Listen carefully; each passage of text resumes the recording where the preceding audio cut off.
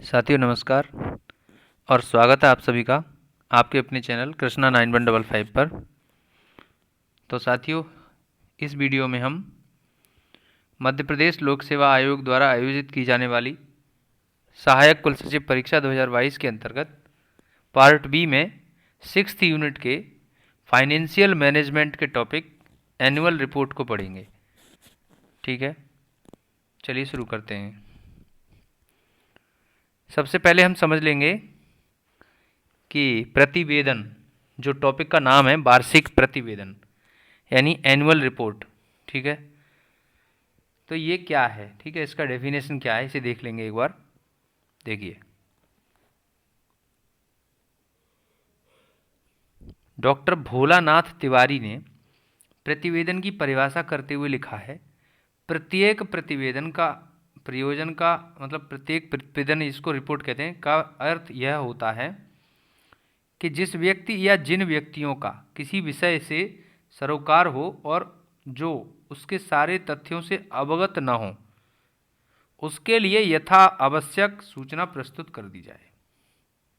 ठीक है, कहने का मतलब ये है, अगर हम दूसरे शब्दों में समझें, कि प्रतिवेदन वस्तुतः एक औपचारिक और अधिकृत वक्तव्य है। ठीक है, ऑथराइज्ड स्टेटमेंट है, जिसमें किसी व्यक्ति या समूह के निष्कर्षों और संस्तुतियों का उल्लेख किया जाता है। ठीक है, यानी कि कोई ग्रुप है या कोई ऑर्गेनाइजेशन है, कोई व्यक्ति है, किसी, है ना, संगठन की बात करें तो उसके रिजल्ट्स और रिकमेंडेशंस का, ठीक है, क्या रहता है, लेख रहता है, जिनमें किसी प्रस्ताव या प्रस्तावों पर विचार करने के लिए भी अधिकृत जिन्हें किसी प्रस्ताव या प्रस्तावों पर विचार करने के लिए अधिकृत किया गया है। ठीक है, और थोड़ा सरल भाषा में समझ लें कि प्रतिवेदन किसी संस्थान द्वारा किसी मामले पर की गई जांच का ब्यौरा भी हो सकता है, जिसे किसी अधिकृत व्यक्ति या व्यक्तियों जिन्हें कि यह काम सौंपा गया है द्वारा तैयार किया जाता है। ठीक है, चलिए इंग्लिश में देख लेते हैं। देखिए, एनुअल रिपोर्ट कहते हैं इसको। An annual report is a report that the director of a company present to its stake holder each year. मतलब कोई कंपनी है या कोई संगठन है, कोई, है ना, क्या है, संस्थान है, तो उसका एनुअल रिपोर्ट क्या है। ठीक है, देखिए वो क्या है कि उस संस्थान या उस कंपनी या ऑर्गेनाइजेशन का डायरेक्टर उस संस्थान में जो स्टेक होल्डर्स हैं, हिस्सेदार हैं, ठीक है, उन सबको पूरे वर्ष का वित्तीय लेखा जोखा प्रस्तुत करता है। ये जो रिपोर्ट होगी वो एनुअल रिपोर्ट होगी। ठीक है, दूसरा और देख लीजिए, the annual report tells you what the company did last year and how good it's financial management was.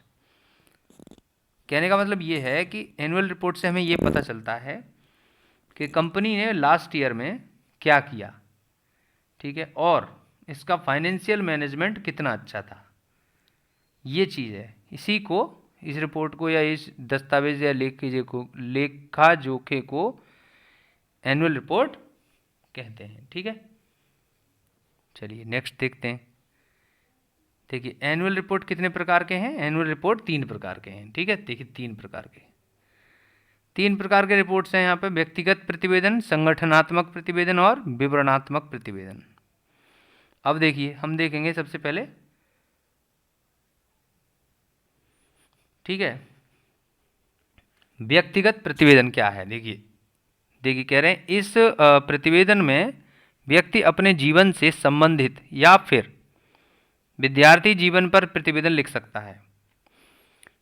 Example हो जाएगा एक तरीके से। व्यक्तिगत प्रतिवेदन कभी कभी डायरी का भी रूप ले लेता है, अर्थात यह प्रतिवेदन का श्रेष्ठतम रूप नहीं है। ठीक है, एक प्रकार से ये एक शॉर्ट नोट टाइप है कि मतलब क्या हमारे जीवन में चल रहा है, हम ऐसे मान सकते हैं। एग्जाम्पल मान लीजिए कि जैसे हम ये कहें कि जैसे आज मैं सुबह 5 बजे उठा, मैंने सुबह 5 बजे के उठने के बाद फिर मैं जो है नैतिक क्रिया नित्य क्रिया करने के बाद फिर मैंने व्यायाम किया, उसके बाद इस तरह से अपना नाश्ता वगैरह, और फिर उसके बाद में विद्यालय गया, ये मैंने पूरे दिन में पढ़ाई की, उसके बाद घर आया, इस तरह से। तो वो क्या है, व्यक्तिगत प्रतिवेदन के रूप में माना जाएगा। ठीक है, देखिए साथियों, आगे जो अगला है संगठनात्मक प्रतिवेदन जिसको कहते हैं। ठीक है, देखिए अब देखिए संगठनात्मक प्रतिवेदन क्या है, हम समझ लेंगे इसको कि देखिए संगठनात्मक प्रतिवेदन क्या है। देखिए ऑर्गेनाइजेशनल रिपोर्ट कहते हैं इसको। संगठनात्मक प्रतिवेदन में किसी सभा, बैठक, संस्था इत्यादि का विवरण दिया जाता है। यहाँ प्रतिवेदन लिखने वाला अपने बारे में कुछ न बोलकर सारी बातें संगठन या संस्था के संबंध में ही लिखता है। ठीक है, जैसे जैसे हम अगर बात करें तो ऐसे कह सकते हैं हम स्कूल का वार्षिकोत्सव कह सकते हैं। जैसे हम अगर स्कूल में पढ़ते हैं तो स्कूल का, ठीक है, एनुअल फंक्शन, ये भी एक है ना रिपोर्ट के रूप में माना जा सकता है। ठीक है, तो ये जैसे हम कह सकते हैं कि हमारा स्कूल वर्ष 1980 में स्थापित हुआ है ना, और शुरुआती दिनों में जहाँ 4 शिक्षक और 40 छात्र थे, वहीं आज शिक्षकों की संख्या 45 है। छात्रों की संख्या जो है 900 पार कर चुकी है। शिक्षकों को समय पर वेतन मिलता है। इस तरह से मतलब ये रिपोर्ट का एक तरीका है। ऑर्गेनाइजेशनल रिपोर्ट इसको कहते हैं हम, संगठनात्मक। ठीक है, ये चीज़ है। चलिए नेक्स्ट देख लेंगे हम। नेक्स्ट है जी विवरणात्मक प्रतिवेदन। अब देखिए एनालिटिकल जो है इसको कहते हैं। तो विवरणात्मक प्रतिवेदन में किसी यात्रा, मेले, सभा, रैली आदि का विवरण तैयार किया जाता है। ठीक है, प्रतिवेदन लिखने वाले को यहाँ बड़ी सच्चाई से विषय का उचित विवरण देना पड़ता है। ठीक है, जैसे अगर हम बात करें कि एग्जाम्पल के लिए बात कर लें कि चलिए देखिए मध्य प्रदेश के आगर जिले में प्रतिवर्ष सबसे बड़ा मेला लगता है। ठीक, यह कार्तिक की पूर्णिमा के 2 दिन पहले से 20 दिनों तक लगता है। पूर्णिमा के दिन यात्रियों की भारी भीड़ भगवान के दर्शन के लिए होती है। इस वर्ष भी मंदिर के सामने दर्शनार्थियों की एक लंबी कतार थी। भगवान के दर्शन कर लोग दुकानों की ओर बढ़े। उनकी सजावट मनमोहक थी तथा देश भर के व्यापारी आए थे और दूसरे स्थानों पर साधु सन्यासी अपनी अपनी कुटी में थे। ठीक है, तीसरे स्थान पर सर्कस वाले कई तरह के खेल दिखा रहे थे। रात में बिजली की रोशनी में सारा मेला जगमगा रहा था। सारा दृश्य मनमोहक और सुखद था। इस तरह से विवरणात्मक प्रतिवेदन लिखा जाता है। ठीक है, चलिए आगे देखेंगे। तो अब हम बात करेंगे इसकी विशेषताओं की कि जो प्रतिवेदन या रिपोर्ट जो लिखी जाती है उसमें उसकी क्या विशेषताएं हैं। ठीक है, देखिए विशेषताओं की अगर हम बात करें तो ठीक है, देखिए प्रतिवेदन में किसी प्रकरण, घटना या कार्य योजना, प्रसंग की प्रमुख बातें ही लिखी जाती हैं। प्रतिवेदन में बातें एक क्रमानुसार, ठीक है, लिखी जाती हैं, क्रम में लिखी जाएंगी। ठीक है, चलिए तो देखिए आगे कह रहे हैं कि प्रतिवेदन में बातें विस्तार में नहीं संक्षेप में लिखी जाती हैं। उनको समझने में दिक्कत ना हो, उनका एक ही अर्थ और परिणाम होता है तथा स्पष्टता एक अच्छे प्रतिवेदन की विशेषता होती है। नेक्स्ट देखिए कह रहे हैं प्रतिवेदन में लेखक या प्रतिवेदन लिखने वाले की प्रतिक्रिया व्यक्त नहीं की जाती तथा इसमें ऐसी कोई बात नहीं कही जा सकती जिससे संदेह पैदा हो। ठीक है, मतलब जो रिपोर्ट लिख रहा है वो अपना रिएक्शन ना दे, ये है मतलब यहाँ पे। ठीक है, देखिए जो एनुअल रिपोर्ट लिखेगा या रिपोर्ट लिखेगा उसकी अपनी रिएक्शन, अपनी राय व्यक्त न करे, कहने का मतलब ये है। प्रतिवेदन सच्ची बातों का विवरण होता है, अर्थात यही कारण है कि इसमें कल्पना, पक्षपात और भावना के लिए स्थान नहीं होता है। तो ये एक जनरल बात है, हम सामान्य बात कर रहे हैं, सामान्य रूप से प्रतिवेदन क्या हो सकता है। अगर इसको वित्तीय अर्थों में देखें तो वित्तीय अर्थ में तो वो एक डेटा होगा जो एक्चुअली फाइनेंशियल ट्रांजैक्शन से रिलेटेड होगा कि किसी कंपनी में या किसी संगठन में या किसी सरकार के किसी विभाग में, है ना, पर्टिकुलर किसी योजना के लिए, ठीक है, किस मद में कितना धन दिया गया है। इसके बाद हम अगर देखें कि जो सरकारी जो संस्थान है, हाँ, तो सरकारी संस्थानों में जो समिति या आयोग बनाए जाते हैं, ठीक है, उनकी जो रिपोर्ट्स होती हैं उनके बारे में अगर हम बात करें तो ठीक है, तो देखिए, समिति आयोग का गठन किन किन कार्यों को संपन्न करने के लिए किया गया है। एक तो ये बात लिखी जाएगी, किस किस तथ्य की जांच की गई, ये बात फैक्ट, कौन सा फैक्ट चेक किया गया, ठीक है। किस किस से साक्ष्य लिया गया, मतलब क्या प्रूफ लिया गया। साक्ष्यों को परिशिष्ट में दिया जा सकता है, अपेंडिक्स के रूप में लास्ट में दे सकते हैं आप, ठीक है। फिर कह रहे हैं निष्कर्ष के रूप में कई की गई संस्तुतियाँ, रिजल्ट जो देंगे कंक्लूजन, उसमें लास्ट में अपनी रिकमेंडेशन या है ना सिफारिशें लिख सकते हैं। क्या सिफारिशें संस्तुतियाँ सर्वसम्मति से प्रस्तुत की गई हैं, ये बताना पड़ेगा। अगर किसी का भिन्न मत या असहमति है, मतलब कोई किसी पर्टिकुलर बात पर असहमत है, ठीक है, तो उसको भी शामिल किया जाए। सभी सदस्य प्रतिवेदन के अंत में हस्ताक्षर करते हैं, ठीक। किन्हीं विशेष परिस्थितियों में सदस्य सचिव और अध्यक्ष के हस्ताक्षरों के साथ प्रतिवेदन को पेश किया जाता है, ठीक है। देखिए, ये हमने पढ़ा है प्रतिवेदन यानी कि रिपोर्ट, ठीक है। रिपोर्ट के बारे में हमने पढ़ लिया। तो अब रिपोर्ट के बारे में हमने पढ़ लिया, तो मेनली अगर हम अपने प्रश्न पत्र या हमने अपने एग्ज़ाम की दृष्टिकोण से देखें तो हमें प्रतिवेदन के संबंध में एनुअल रिपोर्ट्स जो हमने पढ़नी है उसके ऊपर अब हम कुछ सवालों का अध्ययन करेंगे। देखिए, तो ऐसे ही सवाल पेपर में जो पूछे जाएंगे उसके हिसाब से पढ़ते हैं। देखिए, सवाल पूछे जाएंगे इस तरह से कि संघ लोक सेवा आयोग अपनी वार्षिक प्रतिवेदन या अपना एनुअल रिपोर्ट निम्न में से किसको प्रस्तुत करता है। देखिए, ऑप्शंस दिए गए, राष्ट्रपति को, प्रधानमंत्री को, उपराष्ट्रपति को या फिर राज्यसभा को। देखिए, राज्यसभा, अब यहाँ पर हम अगर बात करें संघ लोक सेवा आयोग है ना, संघ लोक सेवा यानी कि यूपीएससी, ठीक है, यूनियन पब्लिक सर्विस कमीशन, ठीक। देखिए, तो यहाँ पर जो वार्षिक प्रतिवेदन की बात की गई है रिपोर्ट की, तो वो राष्ट्रपति को प्रस्तुत करेगा, ठीक है। यूपीएससी अपनी रिपोर्ट किसे देगा, प्रेसिडेंट को देगा, ठीक है। आर्टिकल नंबर 100, देखिए आर्टिकल नंबर कौन सा, 323 है सर, 323 में ये लिखा गया है कि संघ लोक सेवा आयोग प्रत्येक वर्ष अपना वार्षिक प्रतिवेदन राष्ट्रपति को प्रस्तुत करेगा, ठीक। इसके अलावा अगर हम कुछ और फैक्ट्स देख लें कि यूपीएससी के जो चेयरमैन हैं इस समय, ठीक है, वो कौन है इस समय। देखिए, वो हैं डॉक्टर मनोज सैनी, ठीक, मनोज सोनी, ठीक है। और इसके अलावा यहाँ पर हम अगर बात करें संघ लोक सेवा आयोग की बजाय राज्य लोक सेवा आयोग की बात करें अगर, तो हम बात कर रहे हैं स्टेट पब्लिक सर्विस कमीशन की। तो या फिर यूँ कहें मध्य प्रदेश लोक सेवा आयोग का मतलब के द्वारा अपना वार्षिक प्रतिवेदन किसको दिया जाएगा, तो वो किसको देंगे, वो राज्यपाल को देंगे, ठीक है। चलिए नेक्स्ट देख लेंगे अब।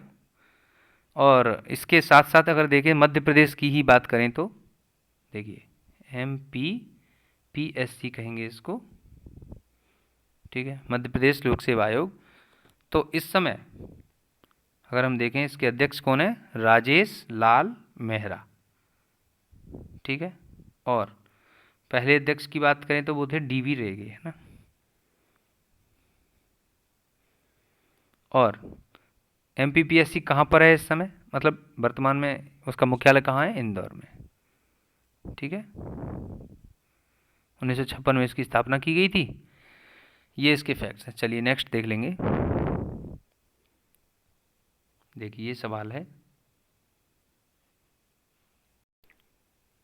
तो प्रश्न क्या है, लोकपाल, ठीक है, भ्रष्टाचार निवारण की संस्था है, ठीक है। लोकपाल अपनी वार्षिक रिपोर्ट निम्न में से किसको प्रस्तुत करते हैं। तो लोकपाल अपनी जो वार्षिक रिपोर्ट है वो किसे देंगे,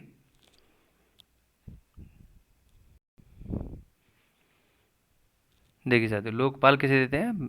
राष्ट्रपति को ही ये भी अपनी रिपोर्ट प्रस्तुत करेंगे। ठीक है। और अगर हम वर्तमान में लोकपाल की बात करें तो वो कौन है? हाँ, कौन है? कार्यवाहक लोकपाल हैं। ठीक है, उनका नाम है प्रदीप कुमार मोहंती। ठीक है। और अगर हम इनसे पहले या जो पहले प्रथम लोकपाल थे वो कौन थे? पिनाकी चंद्र घोष। ठीक है। चलिए नेक्स्ट देख लेंगे। अब अगला सवाल देखेंगे। देखिए ये आया सीवीसी। अब सीवीसी अपनी वार्षिक प्रतिवेदन निम्न में से किसको प्रस्तुत करते हैं? सीवीसी। सीवीसी का मतलब है सेंट्रल विजिलेंस कमीशन। ठीक है, यानी कि केंद्रीय सतर्कता आयोग। ठीक है। तो केंद्रीय सतर्कता आयोग जो है किसको अपना रिपोर्ट देते हैं? राष्ट्रपति को देते हैं। ठीक है। चलिए अगर हम इसकी बात करें कि आयोग का गठन कब हुआ, इस सीवीसी आयोग का गठन कब हुआ? 1964 में। ठीक है। और ये संथानम समिति की सिफारिश पर इसको गठित किया गया था, अनुशंसा पर किया गया था। ठीक है। इसके बाद अगर हम बात करें कि वर्तमान में सीवीसी कौन है, तो वर्तमान में जो सीवीसी हैं वो हैं सुरेश एन पटेल। ठीक है, ये इस समय सीवीसी हैं। ठीक है जी। चलिए अगला सवाल देखेंगे। अगला क्वेश्चन है, वित्त आयोग अपनी वार्षिक प्रतिवेदन निम्न में से किसको प्रस्तुत करते हैं? देखिए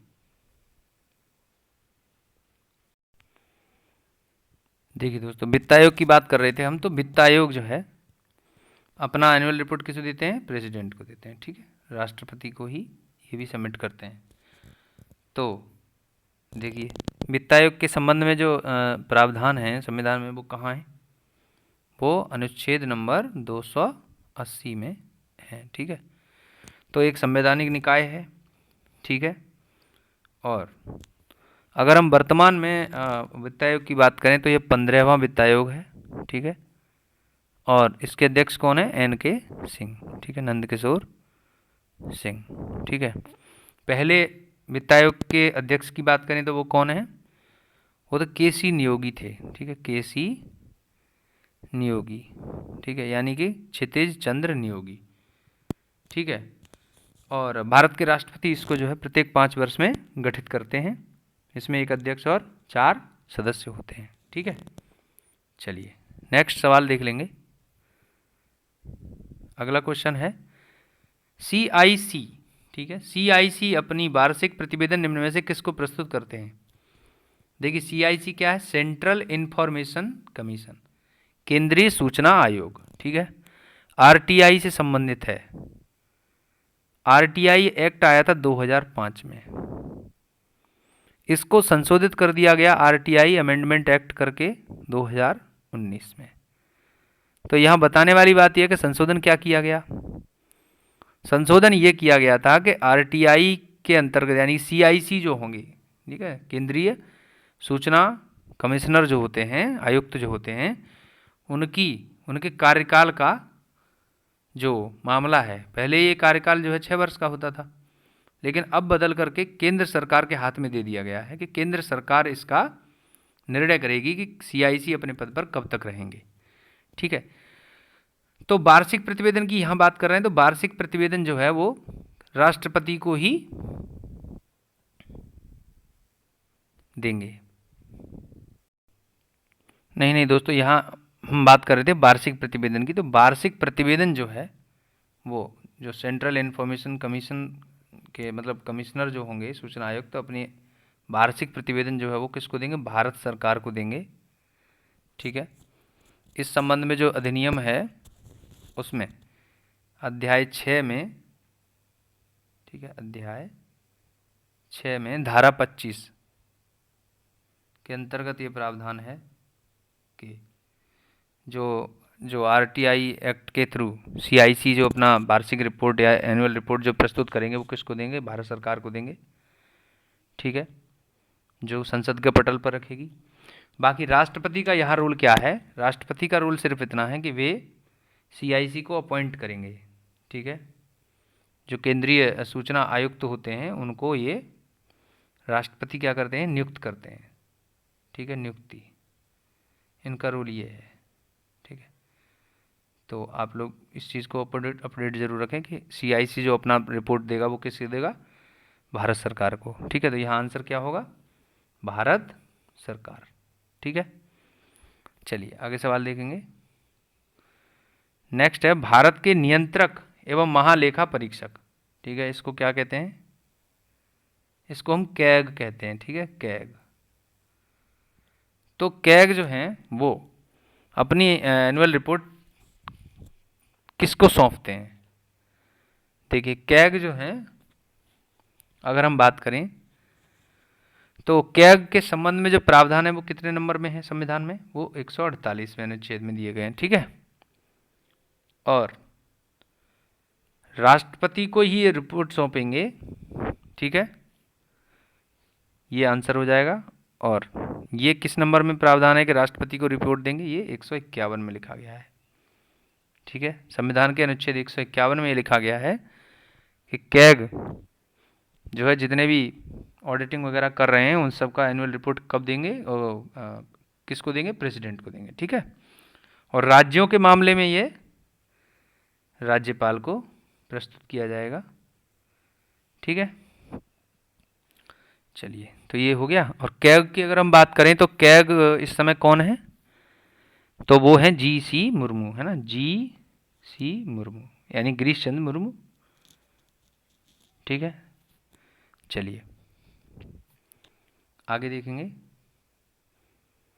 देखिए, कह रहे हैं एमपी ओबीसी वेलफेयर कमीशन। ठीक है, मध्य प्रदेश ओबीसी यानी मध्य प्रदेश अन्य पिछड़ा वर्ग कल्याण आयोग अपनी वार्षिक रिपोर्ट किसको प्रस्तुत करता है? ठीक है, देखिए दोस्तों, राज्य का मामला है, राज्य सरकार को प्रस्तुत करता है। ठीक है, मध्य प्रदेश की सरकार को। ठीक, जो एक्ट होगा वो उसकी बात करें, ये जो एक्ट आया वेलफेयर कमीशन एक्ट जो है वो 2021 में आया था। ठीक, और इसकी धारा 9 में वार्षिक रिपोर्ट के बारे में लिखा गया है कि ये राज्य सरकार को देगा। ठीक है, बाकी एमपी ओबीसी वेलफेयर कमीशन के अध्यक्ष कौन है? गौरी शंकर बिसेन। ठीक है, गौरी शंकर बिसेन। ठीक है, चलिए अगला क्वेश्चन देख लेंगे कि एमपीएसटी आयोग, ठीक है, Madhya Pradesh scheduled tribe commission अपनी वार्षिक रिपोर्ट निम्न में से किसको देगा? तो ये किसको देगा? राज्य सरकार को। ठीक, चलिए नेक्स्ट हम देख लेंगे। इसमें थोड़ा जानकारी ले लेते हैं कि 1995 में इसको स्थापित किया गया था। और मतलब ठीक है, इसकी अध्याय 4 और धारा 13 में, ठीक है, अध्याय 4 और धारा 13 में ये प्रावधान है कि वो अपनी रिपोर्ट किसको देगा? राज्य सरकार को। और इसके अध्यक्ष कौन है? नरेंद्र मरावी। ठीक, चलिए आगे देख लेंगे। अगला क्वेश्चन है राष्ट्रीय मानवाधिकार आयोग अपनी वार्षिक प्रतिवेदन निम्न में से किसको देंगे? अब देखिए, राष्ट्रीय मानवाधिकार आयोग की बात कर रहे हैं, नेशनल ह्यूमन राइट कमीशन, तो ये किसको दे रहे हैं? राष्ट्रपति को देंगे। ठीक है, इसके बाद अगर हम ये कहें कि राज्य के मामले में अगर हम बात करें इसकी कि राज्य मानवाधिकार आयोग, ठीक है, स्टेट ह्यूमन राइट कमीशन अपनी रिपोर्ट किसे देंगे? वो राज्य सरकार को देंगे, राज्यपाल को नहीं, राज्य सरकार को प्रस्तुत की जाएगी एनुअल रिपोर्ट। ठीक है, नेशनल ह्यूमन राइट कमीशन किसको दे रहे हैं? राष्ट्रपति को, लेकिन राज्य वाले किसको देंगे? राज्य सरकार को देंगे। ठीक है, और अगर हम यहाँ ये कहें कि मध्य प्रदेश के मानवाधिकार आयोग की बात करें अगर, तो इसके जो अध्यक्ष हैं वो कौन है? नरेंद्र कुमार जैन। ठीक है, मतलब जस्टिस नरेंद्र कुमार जैन। चलिए नेक्स्ट देख लेंगे। देखिए, स्टेट ह्यूमन राइट कमीशन, अभी अभी यही तो बात कर रहे थे हम, कि अपनी रिपोर्ट किसको देंगे, वो राज्यपाल को देंगे, सॉरी राज्य सरकार को, राज्य सरकार को। ठीक है, चलिए, तो मैंने अभी बताया कि मध्य प्रदेश के राज्य मानवाधिकार आयोग के अध्यक्ष कौन है, नरेंद्र कुमार जैन। देखिए दोस्तों, अगर आपको हमारा यह वीडियो अच्छा लगा है, हेल्पफुल लगा है, तो प्लीज़ इसे शेयर करें, लाइक करें, कमेंट करें और चैनल को सब्सक्राइब कर लीजिए। Thanks for watching.